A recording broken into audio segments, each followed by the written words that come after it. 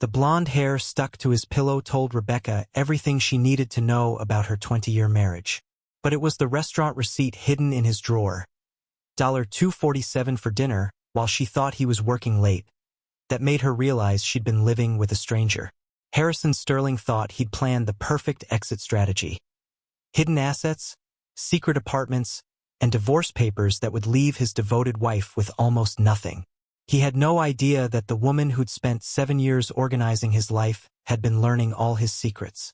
What happened when Rebecca Sterling decided to fight back would destroy more than just their marriage. It would rewrite the rules of power in Chicago's elite circles. The October morning light streamed through the floor-to-ceiling windows of the Sterling penthouse, casting golden squares across the marble kitchen island where Rebecca Sterling stood preparing her husband's breakfast with the precision of a woman who had turned devotion into an art form. At 32, she moved through their home with graceful efficiency. Her auburn hair caught in a loose chignon that framed her heart-shaped face, green eyes bright with the quiet satisfaction of someone who believed she had built something beautiful. She arranged the fresh berries on Harrison's plate in a perfect pattern, the way he preferred them, and checked the coffee temperature twice before pouring it into his favorite mug. The one she'd given him for their 5th anniversary, engraved with, "To my heart, my home, my everything."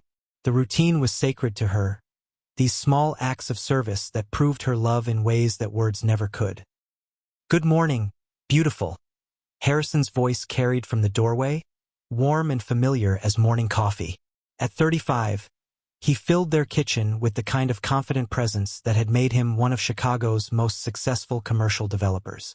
His dark hair was perfectly styled despite the early hour, his expensive suit fitting his tall, athletic frame like armor designed to conquer the business world. "Good morning, darling," Rebecca replied, offering her cheek for his kiss, breathing in the scent of his cologne. Something expensive and sophisticated that reminded her of their honeymoon in Italy. "Your breakfast is ready.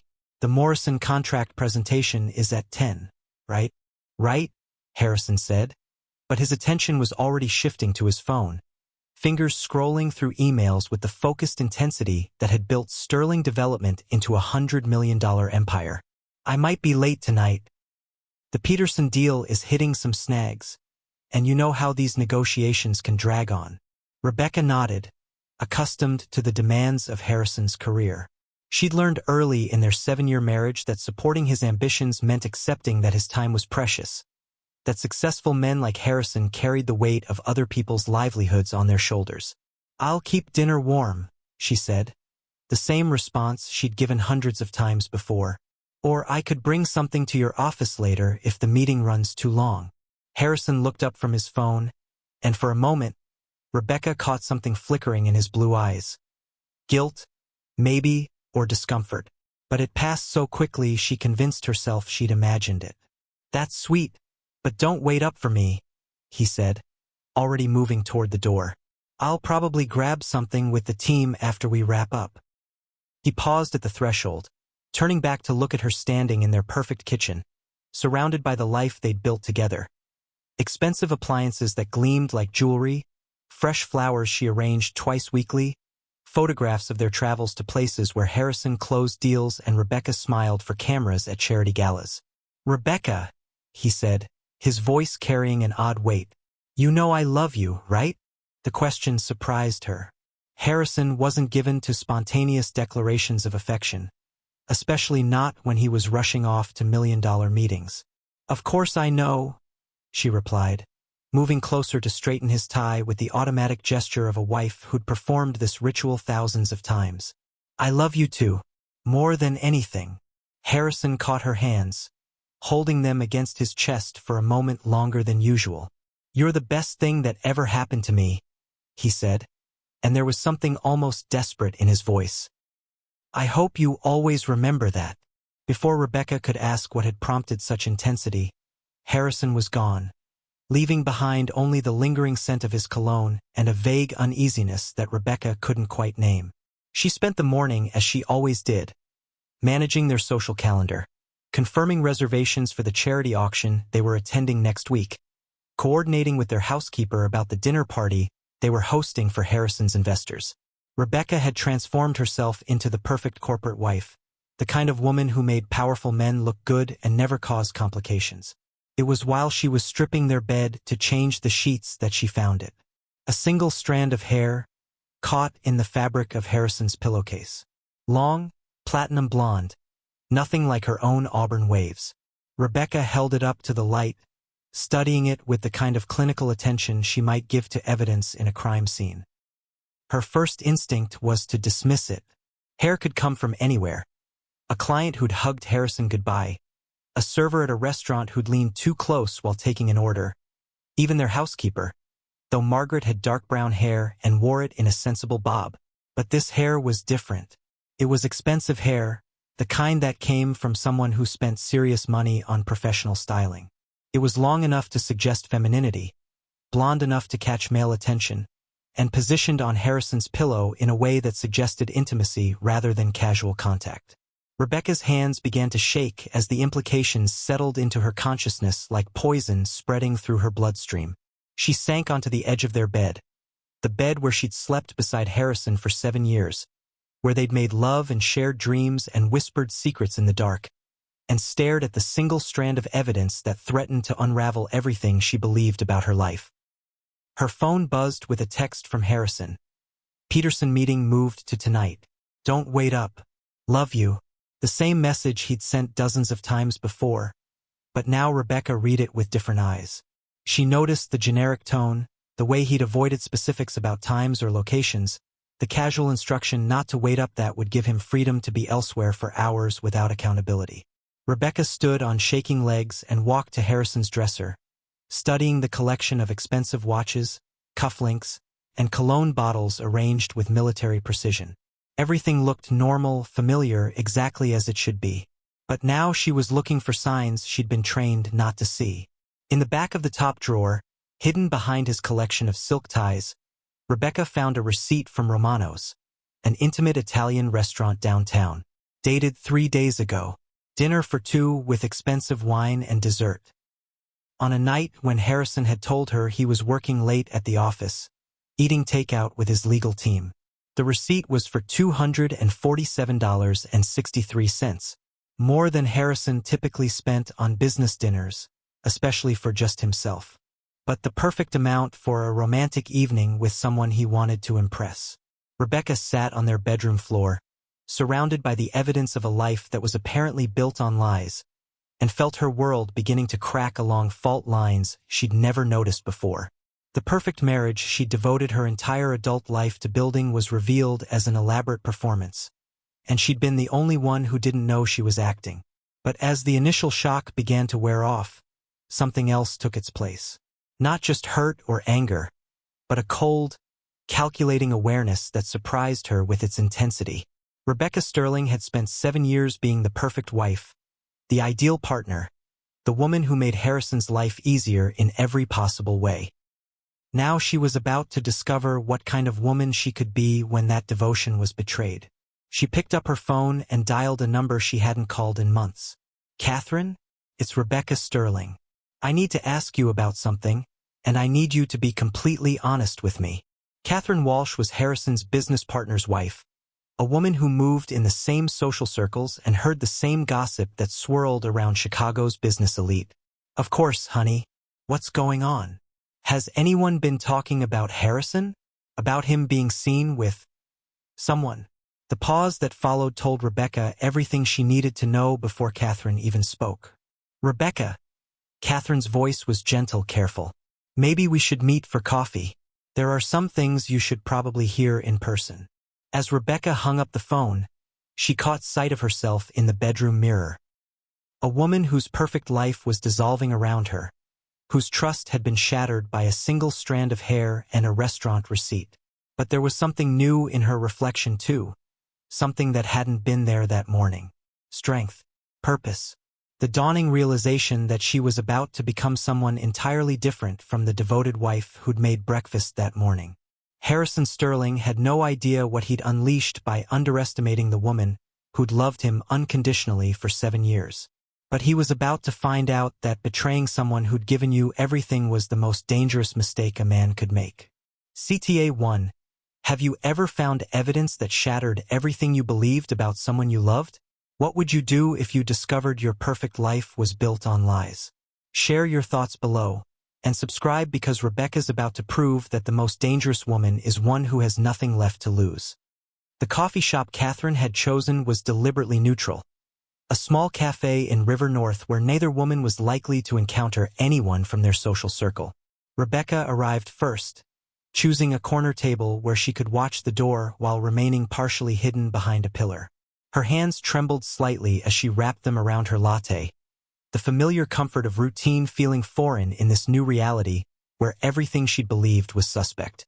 Catherine Walsh appeared at exactly 2 p.m., her perfectly composed exterior unable to mask the discomfort in her dark eyes. At 41, Catherine moved through Chicago's elite circles with the kind of practiced grace that came from years of managing her husband's political ambitions. But today she looked like a woman carrying unwelcome knowledge. "Rebecca, honey," Catherine said, settling into the chair across from her with careful precision. "Before we start, I want you to know that I've been debating whether to have this conversation for months." Months? Rebecca's voice was barely above a whisper. "Catherine, how long have you known?" Catherine studied Rebecca's face, the pale complexion, the shadows under her green eyes that spoke of a sleepless night, the way her usually perfect appearance seemed slightly disheveled, as if she were coming apart at the seams. "The first time I saw them together was in June," Catherine said gently, "at the Fairmont Hotel bar. Harrison was with a blonde woman, very young, very beautiful. They were sitting close together, and the way he was looking at her." She paused, searching for diplomatic words. "It wasn't the way a man looks at a business associate." Rebecca felt ice forming in her stomach. June.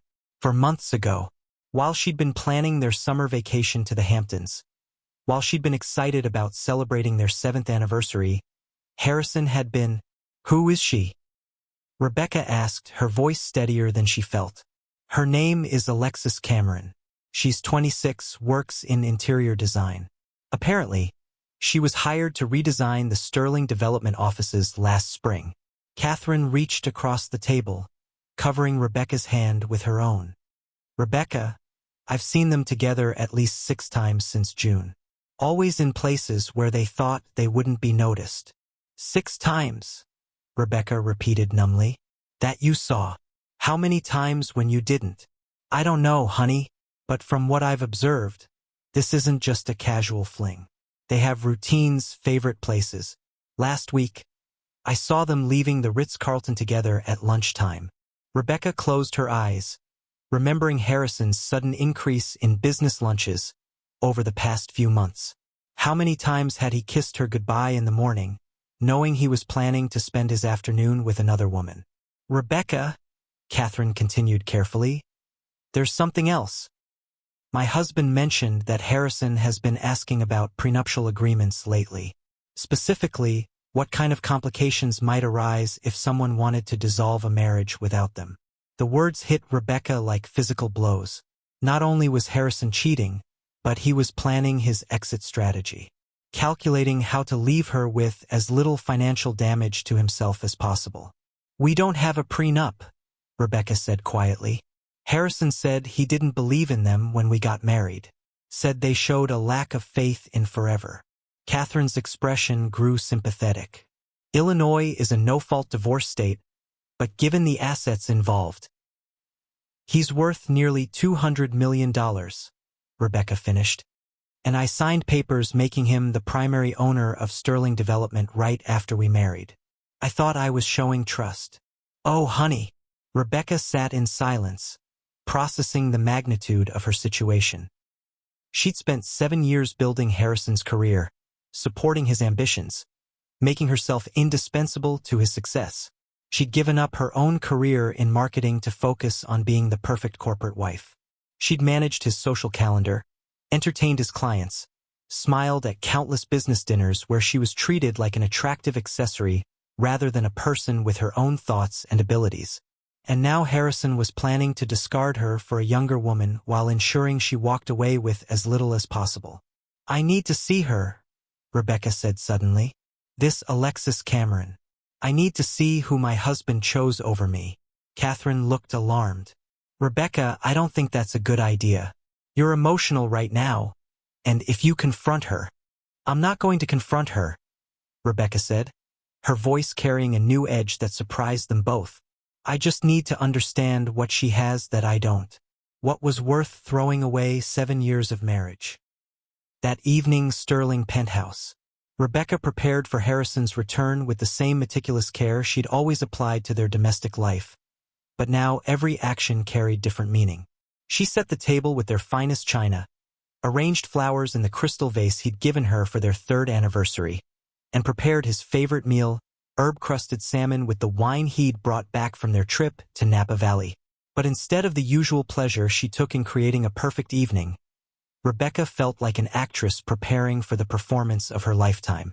Harrison arrived home at 9:17 p.m., later than usual but not suspiciously so. He looked tired, slightly rumpled, and when he kissed her cheek in greeting, Rebecca caught a scent that wasn't his usual cologne, something floral and feminine that made her stomach clench. "This looks amazing," Harrison said, surveying the dining room with appreciation. "What's the occasion?" "Do I need an occasion to want to spend a beautiful evening with my husband?" Rebecca replied, her voice carrying its usual warmth despite the turmoil in her chest. As they ate, Rebecca found herself studying Harrison with new eyes. The way he checked his phone repeatedly during dinner. The slight flush in his cheeks that could have been wine but might have been guilt. The way he seemed distracted, present in body but not in spirit. "How was the Peterson meeting?" she asked, cutting her salmon into precise pieces. "Complicated," Harrison replied without looking up from his plate. "Lots of moving parts. These big deals always take longer than you expect." "Where did you end up having dinner?" For just a moment, Harrison's fork paused halfway to his mouth. "The usual place. Nothing fancy." But Rebecca remembered the Romano's receipt hidden in his dresser drawer. Another lie, casual and automatic. "Harrison," she said softly, "is everything okay? You seem distant lately." Harrison finally looked up at her, and Rebecca saw something flicker in his blue eyes. Panic, maybe, or the weight of carrying secrets that were becoming too heavy to bear. "Just work stress," he said, reaching across the table to squeeze her hand. "You know how it is this time of year. Everyone wants to close deals before the holidays." Rebecca nodded, playing her part perfectly. "Of course. I just want to make sure you know you can talk to me about anything. We're partners, Harrison. In everything." "I know," Harrison said, but his voice lacked conviction. "Rebecca, you've been the perfect wife. I hope you know that." The word perfect sent a chill through Rebecca's chest. In the past, Harrison's praise had filled her with pride. Now it sounded like a eulogy for something that was already dead. October 19th, Lincoln Park Zoo. Rebecca spent the week conducting surveillance with the patience of a private investigator and the determination of a woman who needed to understand the scope of her husband's betrayal. She followed Harrison twice, staying far enough back to avoid detection, learning the geography of his deception. On Tuesday, she watched him meet Alexis Cameron at a wine bar in Wicker Park. From across the street, Rebecca got her first clear look at the woman who was destroying her marriage. Alexis was everything Rebecca was not, young where Rebecca was mature, blonde where Rebecca was auburn, casual where Rebecca was refined. She wore jeans and a leather jacket with the kind of effortless style that suggested she'd never had to worry about making the right impression at corporate events. When Harrison arrived, Alexis stood on her tiptoes to kiss him with the familiarity of established lovers, her hands tangling in his hair with possessive confidence. Rebecca watched her husband transform in Alexis's presence. His posture relaxed, his smile became genuine. His laugh carried a lightness she hadn't heard in years. This wasn't just physical attraction or a midlife crisis. Harrison was happy with this woman in a way he hadn't been happy with Rebecca in longer than she cared to admit. On Thursday, Rebecca followed them to a furniture showroom where Alexis was apparently helping Harrison select pieces for an apartment Rebecca knew nothing about. She watched through the window as they debated fabric swatches and furniture arrangements, looking for all the world like a couple planning their future together. On Friday, Rebecca hired a private investigator. "I need everything," she told Jennifer Walsh, a former police detective who specialized in matrimonial investigations. Financial records, communication patterns, property purchases, travel history. I want to know exactly how long this has been going on and how serious it is. Mrs. Sterling, Jennifer said carefully, are you prepared for what we might find? Sometimes the truth is more extensive than clients expect. I'm prepared, Rebecca replied, though she wasn't sure that was true. I need to know what I'm dealing with before I decide what to do about it. That evening, Rebecca sat in her perfect penthouse, surrounded by the beautiful life she'd spent 7 years building, and finally allowed herself to cry, not just for the marriage that was ending, but for the woman she'd been, trusting, devoted, willing to sacrifice her own dreams for someone else's success. But as her tears dried, something harder took their place. Rebecca Sterling had been the perfect wife for 7 years. Now she was going to discover what kind of woman she could be when perfection was no longer required. The game was about to change, and Harrison had no idea his devoted wife was about to become his most dangerous opponent. The private investigator's report arrived on a rainy Tuesday morning, delivered in a manila envelope that felt like it contained the blueprints to Rebecca's destruction. She sat in her home office, the room where she'd spent countless hours managing Harrison's social calendar and supporting his career, and opened the file that would change everything. The photographs came first. Harrison and Alexis at romantic restaurants Rebecca had never heard of, walking hand in hand through Millennium Park, entering and leaving a luxury apartment building in the Gold Coast that Rebecca now realized Harrison had purchased 3 months ago. The timestamps on the photos painted a timeline of betrayal that stretched back 8 months. Not the 4 Catherine had witnessed, but it was the financial records that truly stunned her. Harrison had been systematically moving assets out of their joint accounts since May. Small amounts at first, amounts Rebecca wouldn't notice, but building to significant transfers disguised as business investments. The apartment for Alexis had cost $2.3 million. Her jewelry expenses totaled $47,000 over 6 months. Harrison had even established a separate investment portfolio worth $8.5 million that Rebecca knew nothing about. The most devastating discovery was a draft divorce petition found in Harrison's office computer files, dated 2 weeks ago. The terms were brutal. Harrison's lawyers had crafted an agreement that would leave Rebecca with less than 5% of their marital assets, claiming that her lack of direct contribution to Sterling development made her ineligible for equal distribution. Rebecca read the cold legal language that reduced 7 years of devoted partnership to a footnote in Harrison's financial empire, and felt something fundamental shift inside her chest. The grief and hurt that had consumed her for the past week crystallized into something far more dangerous. Calculation. She picked up her phone and dialed a number she'd found through careful research. Morrison, Blackwell and Associates, came the crisp voice of a receptionist. I need to speak with Patricia Morrison, Rebecca said. Tell her it's about the Sterling case. Patricia Morrison was Chicago's most feared divorce attorney, a woman who'd built her reputation by dismantling the fortunes of unfaithful husbands and ensuring their wives received every penny they deserved. She was expensive, ruthless, and exactly what Rebecca needed.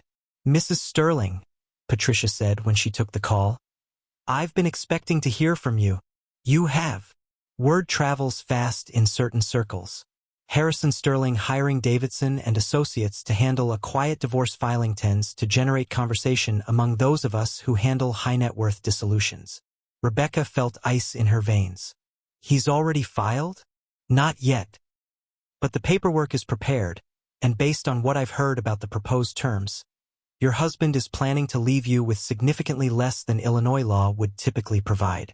Then stop him, Rebecca said, her voice carrying a steel that surprised her. October 25th, Morrison, Blackwell and Associates.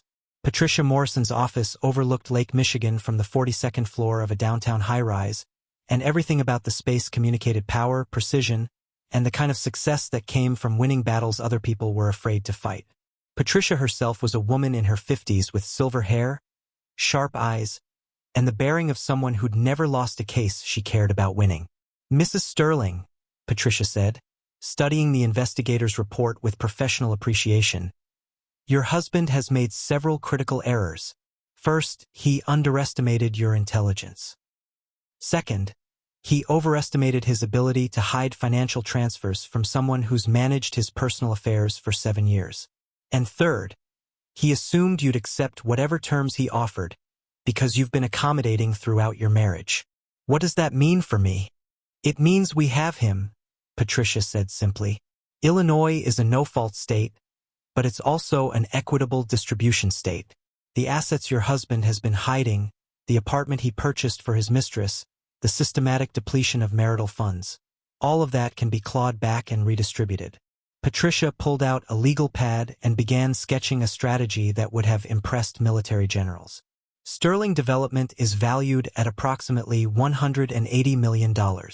Your husband owns 62%, but those shares were purchased with marital funds during your marriage. You're entitled to half of their appreciation. How much is that worth? Roughly $45 million, Patricia replied. Then there's the real estate portfolio, investment accounts, and personal property. We're looking at a settlement in the neighborhood of $60 to $70 million. Rebecca felt dizzy. She'd expected a difficult fight for financial security, not a fortune that would make her independently wealthy. There's one more thing, Patricia continued. Your husband's business practices over the past year show a pattern of using company resources for personal benefit. The apartment, the jewelry, even some of the restaurants where he's entertained Ms. Cameron were paid for with Sterling Development funds. That's a breach of fiduciary duty that could interest the SEC. You're saying he could face criminal charges? I'm saying he's been very careless with other people's money, Patricia replied. Now, Mrs. Sterling, I need to ask you something important. How badly do you want to win this? Rebecca thought about the years she'd spent making Harrison's comfort her priority, the dreams she'd deferred to support his ambitions, the way he'd looked at Alexis Cameron with more happiness than he'd shown Rebecca in years. I want to win everything, she said quietly. I want him to understand what it costs to throw away someone who loved him unconditionally. Patricia smiled, and it was the expression of a predator who'd just scented prey. Then let's begin. November 10th, Sterling Penthouse. For 3 weeks, Rebecca played the role of oblivious wife with the skill of a method actress. She maintained their routines, prepared Harrison's meals, attended the social events where she smiled and played the perfect corporate spouse. But underneath the performance, she was gathering intelligence with the precision of a spy. She photographed documents Harrison left carelessly around their home. She memorized the passwords he typed on his laptop when he thought she wasn't paying attention. She befriended Harrison's assistant, Margaret, and learned his real schedule versus the fiction he told Rebecca. Most importantly, she documented everything. Every lie, every late night, every time Harrison claimed to be working when the investigators' reports showed him with Alexis. You're different lately, Harrison said one evening as they prepared for bed. More, I don't know. Confident. Rebecca looked at him in their bathroom mirror, noting how guilt had aged him over the past months. He'd lost weight, developed lines around his eyes, and carried himself with the tension of a man living a double life. Am I? She replied, applying her moisturizer with practiced motions. Maybe I'm just happy. We're in a good place, aren't we? Harrison's reflection revealed a flicker of something. Panic, maybe, or the discomfort of a man who knew he was about to destroy something beautiful and was wondering if he had the courage to go through with it.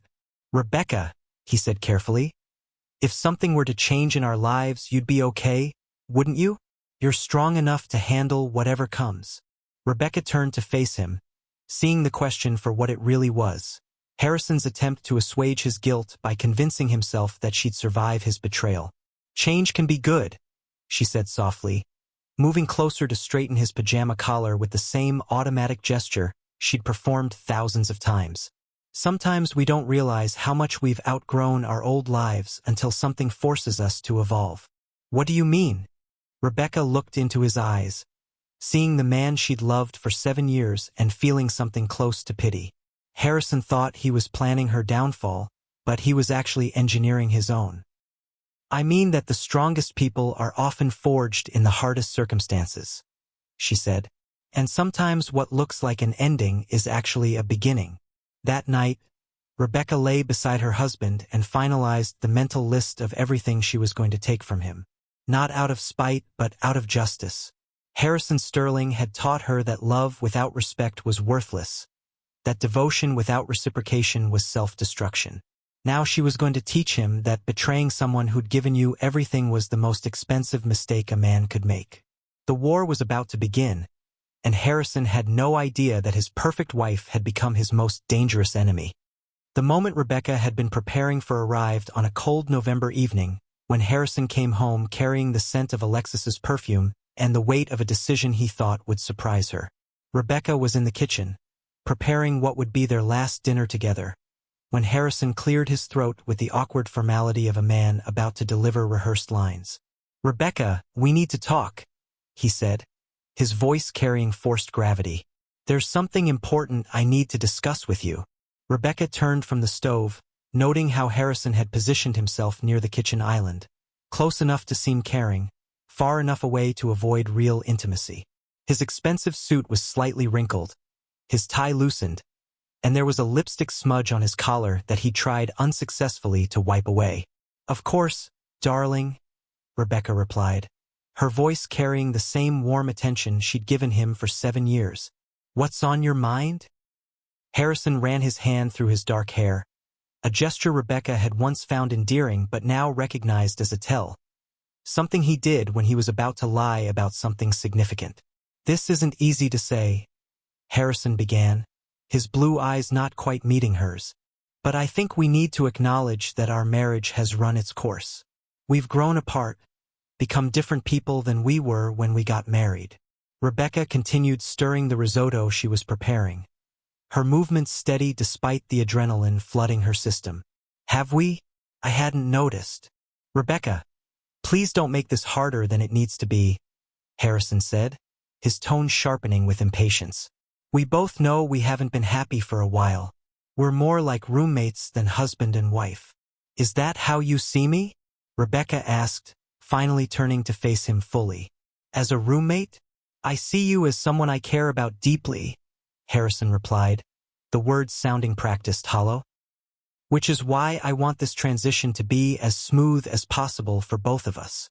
Rebecca set down her wooden spoon and moved closer to Harrison, studying his face with the intensity of someone seeing him clearly for the first time in years.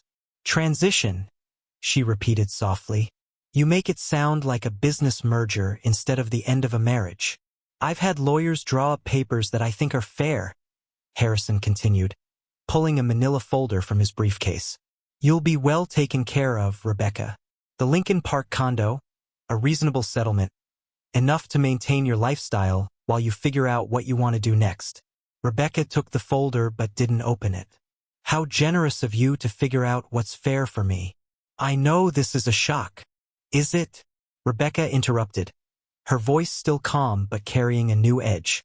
"A shock would be something unexpected, Harrison.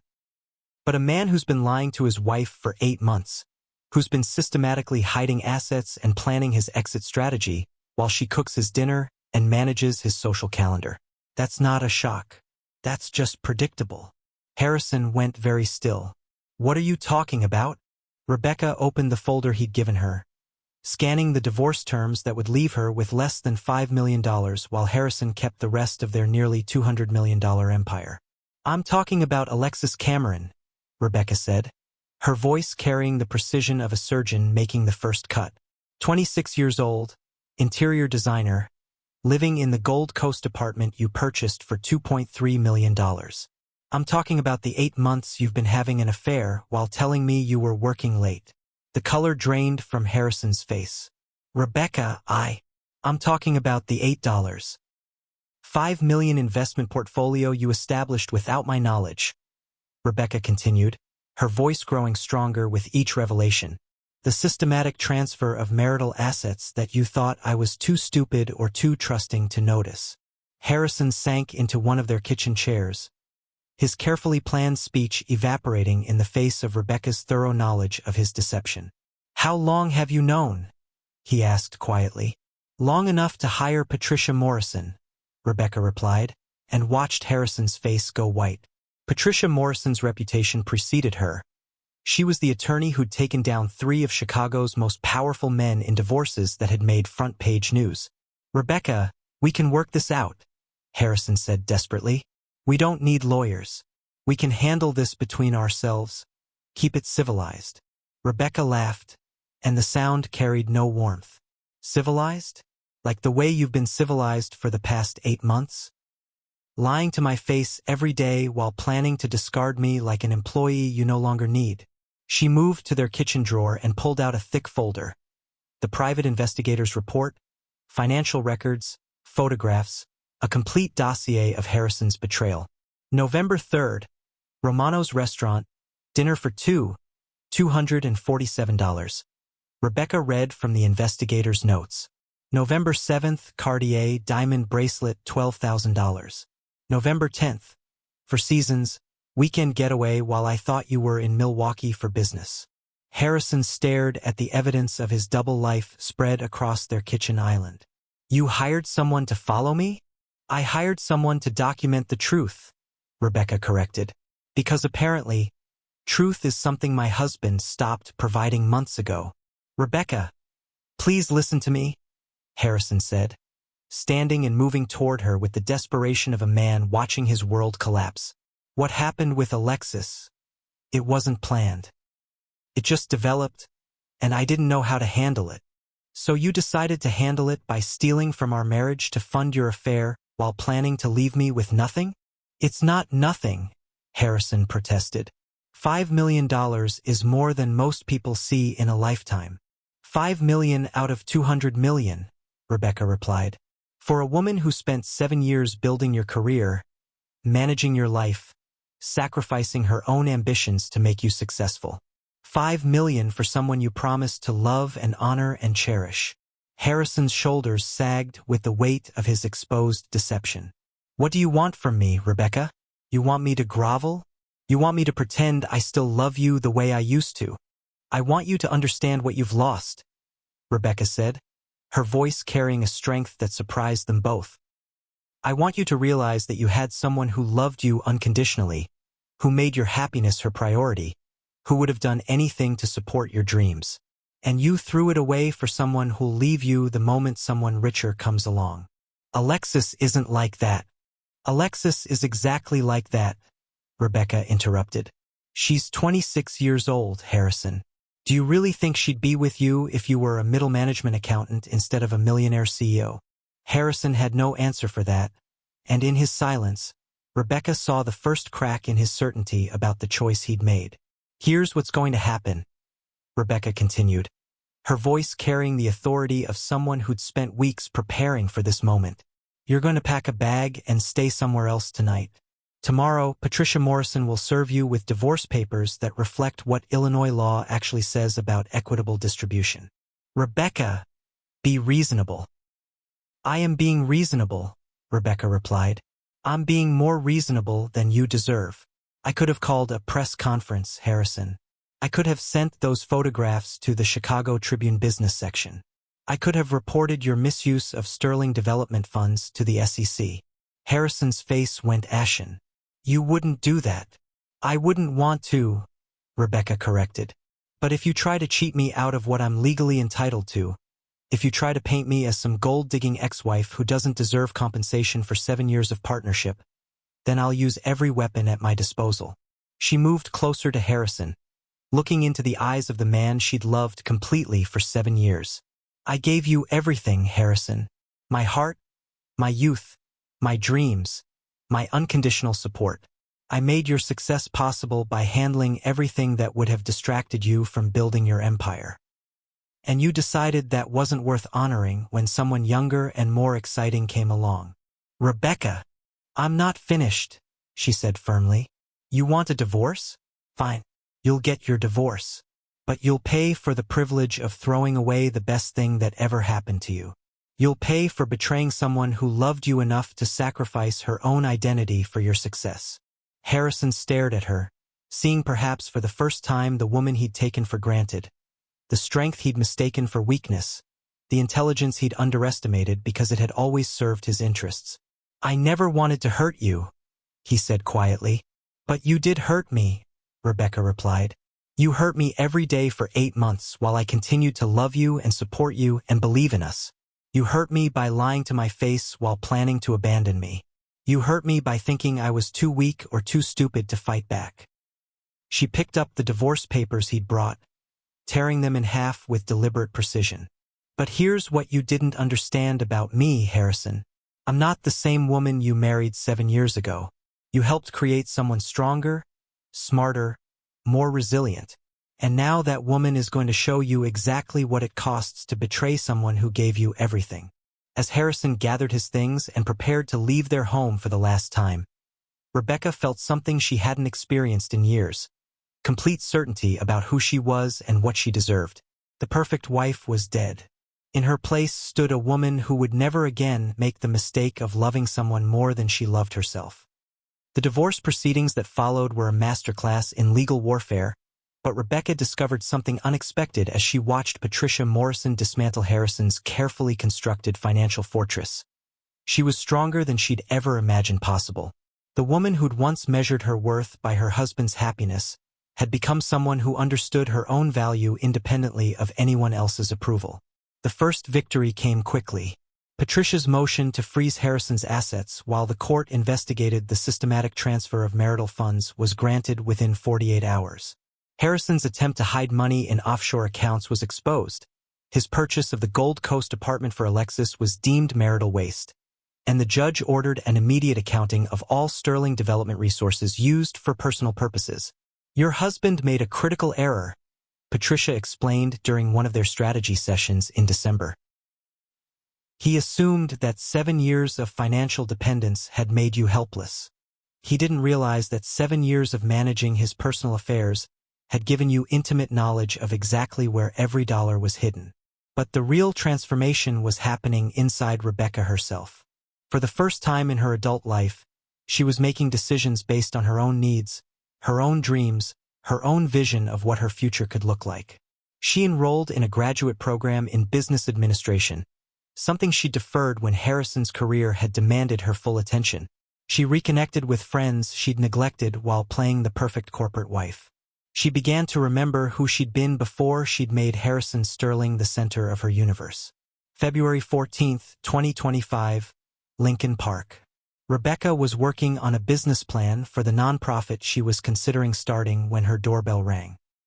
She opened the door to find a delivery man holding an enormous arrangement of white roses, the same flowers Harrison had sent her every Valentine's Day of their marriage. The card read, "Rebecca, I've made terrible mistakes. Can we talk? I miss my wife. Ash." Rebecca stared at the flowers, feeling nothing resembling the flutter she might have experienced months earlier. The woman who'd once treasured these gestures as proof of love now recognized them for what they were. Attempts at manipulation from a man who'd realized too late what he'd thrown away. Her phone rang as she was instructing the delivery man to take the flowers to the hospital down the street. "Rebecca." Harrison's voice was rough, desperate. "Did you get my flowers?" "I got them," Rebecca replied, settling back at her desk where spreadsheets for her nonprofit covered the surface. "They're brightening someone's day at Chicago General now." "We need to talk," Harrison said. "I know I hurt you, but we can fix this. I've ended things with Alexis. I want to come home." Rebecca felt a flicker of something. Not the pain she'd expected, but something closer to pity. "Harrison, you don't have a home to come back to. You gave that up when you chose to betray our marriage." "Rebecca, please. I know I made mistakes, but I love you. I've always loved you." "No," Rebecca said firmly. "You loved having me. You loved the way I made your life easier, the way I handled everything that would have complicated your pursuit of success. But you never loved me enough to choose me when someone more exciting came along." "That's not true." "It is true," Rebecca interrupted. "And you know what? I'm grateful you showed me the truth about our marriage before I wasted any more years trying to be enough for someone who was never going to value what I offered." There was a long pause. "What do you want from me, Rebecca? What will it take for you to forgive me?" Rebecca looked around her new apartment, smaller than the penthouse she'd shared with Harrison, but filled with things she'd chosen. Books she wanted to read, art that spoke to her personally. For the first time in years, She was living in a space that reflected her own taste rather than her husband's preferences. "I want you to sign the settlement agreement Patricia sent you," Rebecca said. "I want you to stop trying to cheat me out of what I'm legally entitled to. And I want you to understand that forgiveness doesn't mean reconciliation." "You're really going to throw away 7 years of marriage over one mistake?" Rebecca almost laughed at his characterization of 8 months of systematic betrayal as one mistake. "I'm not throwing anything away, Harrison. You already did that. I'm just refusing to pretend it didn't happen."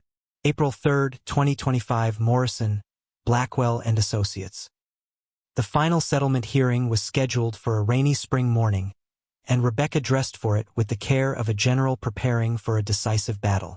She wore a navy suit that conveyed both professionalism and strength, her auburn hair styled in a way that suggested confidence rather than accommodation.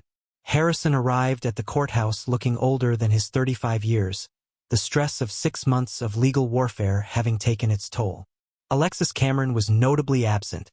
According to Patricia's sources, she'd ended their relationship when Harrison's assets were frozen and his financial future became uncertain. "Mrs. Sterling," Judge Patricia Chan addressed Rebecca with the respect due to someone who'd conducted herself with dignity throughout difficult proceedings. "I've reviewed the evidence presented by both parties, and I'm prepared to issue my ruling." Rebecca felt her heart racing, but her hands remained steady in her lap. Whatever happened, she'd fought for herself with everything she had. "The court finds that Mr. Sterling engaged in systematic depletion of marital assets in preparation for divorce," Judge Chun continued. "The evidence shows a clear pattern of using marital funds to support an extramarital relationship while attempting to minimize Mrs. Sterling's financial entitlements." Harrison's attorney shifted uncomfortably in his chair. "Furthermore," Judge Chun said, "Mrs. Sterling's contributions to the marriage extend far beyond financial. Her management of the household, social obligations, and personal affairs allowed Mr. Sterling to focus exclusively on building Sterling development. These contributions have clear economic value." Rebecca felt tears threatening but refused to let them fall. "Not yet. Therefore, the court awards Mrs. Sterling 50% of all marital assets, including appreciation in Sterling development stock during the marriage. Total settlement, $73 million. The number hit the courtroom like a thunderclap. Rebecca had known Patricia was fighting for a significant settlement, but the reality of financial independence beyond anything she'd ever dreamed was overwhelming. Additionally, Judge Chun continued, "Mr. Sterling will be responsible for all legal fees and court costs. The Gold Coast apartment purchased for Ms. Cameron will be sold, with proceeds going to Mrs. Sterling as compensation for marital waste." As they left the courthouse, Patricia pulled Rebecca aside. "You know this isn't just about money, don't you? You've set a precedent. You've shown other women that they don't have to accept being discarded after years of supporting someone else's success." Rebecca nodded, feeling the weight of responsibility that came with her victory. She'd fought for herself, but in doing so, she'd fought for every woman who'd ever been taken for granted by someone who'd benefited from her sacrifice. June 21, 2025, Northwestern University. 6 months later, Rebecca stood at the podium in Northwestern University's business school, addressing a room full of women entrepreneurs about the foundation she'd established to support wives and partners who wanted to rebuild their careers after divorce. "The Sterling Foundation for Women's Economic Independence," she told the audience, "exists because I learned that the most dangerous position a woman can be in is complete financial dependence on someone else's goodwill." In the audience, she could see faces that reflected her own journey. Women who'd sacrificed their ambitions for someone else's success. Women who were learning to believe in their own capabilities. Women who were discovering that their worth wasn't determined by someone else's approval. "I spent 7 years of my life being the perfect wife," Rebecca continued. "I measured my success by my husband's happiness, my worth by his achievements, my future by his plans. And when that marriage ended, I discovered something that changed everything. I am not half of someone else's whole. I am a complete person with my own dreams, my own capabilities, and my own right to build a life that fulfills me." After her speech, as Rebecca mingled with the women who'd stayed to share their stories, She felt her phone buzz with a text message. For a moment, she wondered if it might be Harrison. He still tried to contact her occasionally, usually when business stress or loneliness made him nostalgic for the comfort she'd once provided. But the message was from Catherine Walsh. Saw your speech online. Harrison's engaged to some socialite's daughter. Business merger disguised as romance. You dodged a bullet, honey. Rebecca read the message and felt nothing but relief. Harrison was doing exactly what she'd expected. Finding another woman who would serve his needs and make him look good at corporate events. Someone who didn't know yet that being the perfect wife for Harrison Sterling was a full-time job with no benefits and no security. As Rebecca drove home to her apartment overlooking Lake Michigan, the space she'd chosen, decorated according to her own taste, filled with her own books and dreams, she reflected on the woman she'd become. The perfect wife had died in a kitchen in Lincoln Park, killed by a strand of blonde hair and a restaurant receipt. In her place had emerged someone stronger, someone who understood that love without respect was worthless, that partnership required equality, and that the most important relationship anyone could have was with themselves. Her phone rang as she was opening a bottle of wine to celebrate another successful day building something meaningful with her life. Rebecca Sterling, she answered, her voice carrying confidence that would have been impossible a year ago. Ms. Sterling, this is Janet Morrison from the Chicago Tribune. We're doing a feature on successful women entrepreneurs, and your foundation has been recommended as an outstanding example of turning personal challenges into social change. Would you be interested in an interview? Rebecca looked out at Lake Michigan, where the setting sun was painting the water in shades of gold and crimson, and smiled. I'd be delighted, she said. I have quite a story to tell. And she did. Rebecca Sterling's story wasn't about a marriage that ended. It was about a woman who began. It was about discovering that the most beautiful love story wasn't about finding someone to complete you, but about becoming complete enough to choose love from strength rather than need. The perfect wife was gone. In her place stood a woman who would never again mistake being wanted for being valued, never again confuse being needed with being loved, and never again build her worth on someone else's foundation. Rebecca Sterling had learned the most important lesson of her life. She was enough, exactly as she was, to build any future she chose to imagine. Have you ever had to rebuild your life after someone you trusted completely betrayed that trust? What would you want to tell women who are afraid to leave relationships where they're not valued? Share your thoughts below. And if this story reminded you that your worth isn't determined by someone else's treatment of you, subscribe and share it with someone who needs to remember their own strength. Sometimes the most beautiful transformation begins with the courage to value yourself.